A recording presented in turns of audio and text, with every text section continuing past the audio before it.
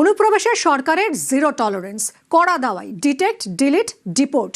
আর এই 3D দাওয়াই জব্দ অনুপ্রবেশকারীরা প্রায় প্রতিদিন দেখা যাচ্ছে সীমান্তে এসে ভিড় করছেন। বাংলাদেশিরা নিজেদের দেশে ফিরে যেতে চাইছেন।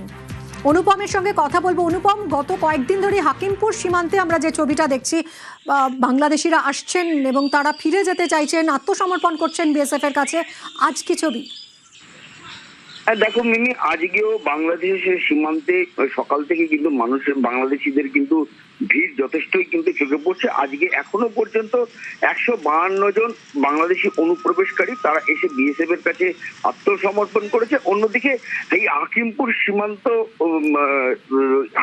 সীমান্তের জন্য যে 3টি হোল্ডিং সেন্টার তৈরি করা হয়েছে, সেই 3টে হোল্ডিং সেন্টারে এখনো পর্যন্ত 273 জন এখনো সেখানে অনুপ্রবেশকারীদের রাখা আছে।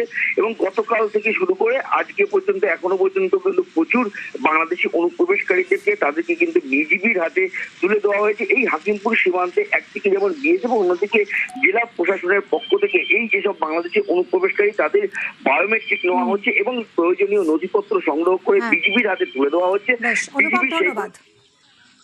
কত বছর আগে আসছিলেন? এক বছর এক বছর আগে এখানে এসেছেন কেন? এই বর্ডারে এসেছেন কেন? চলে যাব বাংলাদেশে যাবেন তাই? বিএসএফ এর কাছে সারেন্ডার করতে আসছেন? হ্যাঁ। বাংলাদেশে কাগজপত্র সব আছে আপনার কাছে? ভারতের কোনো কাগজপত্র আছে? কত বছর আগে আসছিলেন বাংলাদেশে? 4 বছর আগে। 4 বছর আগে। এখন ফিরে যাচ্ছেন কেন? সরকার থাকতে যাচ্ছেন না। এখানে কোথায় থাকতেন? কাকড়াসুদ গ্রাম, বাদুড়িয়া থানা। কি কাজ করতেন? ইট ভাটায় কাজ করতাম। ফোনে দেখেছি ভিডিও, সরকারে থাকতে দিচ্ছে না, তাড়াই দিচ্ছে। তার জন্য ইন্ডিয়ান কোনো কাগজপত্র আছে না, আপনার কাছে? কোনো কাগজপত্র না। আমি ওই ডাক্তার দেখাতে আসছিলাম, মেরুদণ্ড 3টি হাড় বেঁকি বসে গেছে আর কি, তার জন্য।